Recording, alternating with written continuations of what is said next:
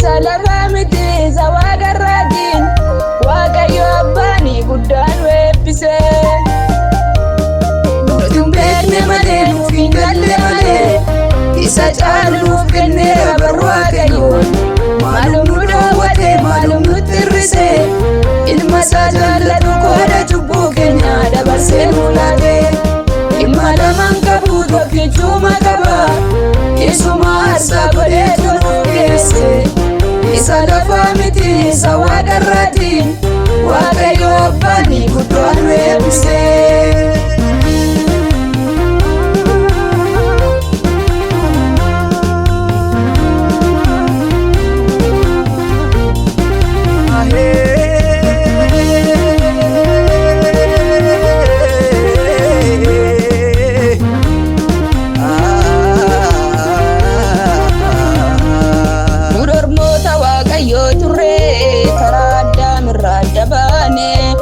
Abboommi isaa eeguu dadhabne hundi keenya cubbuutti kufne. Ofii isaa uume waaqayyoon du'aaf nu laachuu dadhabe. Ilma isaa jaallatu dabarsee qooda cubbuu keenya nuuf laate. Ilmi isaa inni qulqulluun kuni foon cubbamaa nuuf uffate cubbuu balleessuudhaaf mul'ate. Ofii mudaa tokko hin qabu mudaa hunda keenya baattate.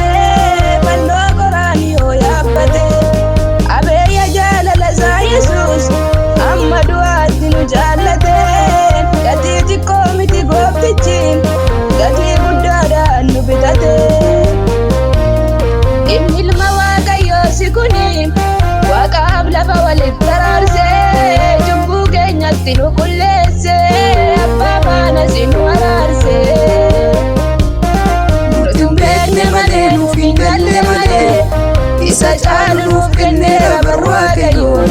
Maalum nu dhoowwate maalum nutti hir'ise ilma isaa jaallatu qooda cubbuu keenya dabarsee nu laate.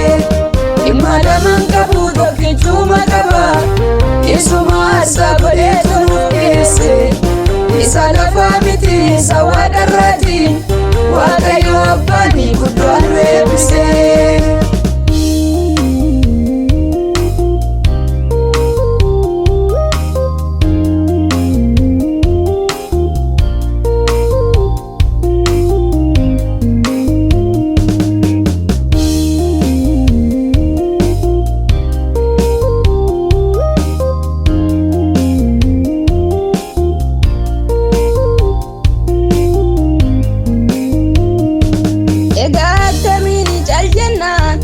Imaana isaa akkamiin nyaanna gaarummaa isaa kottaan dubbanna.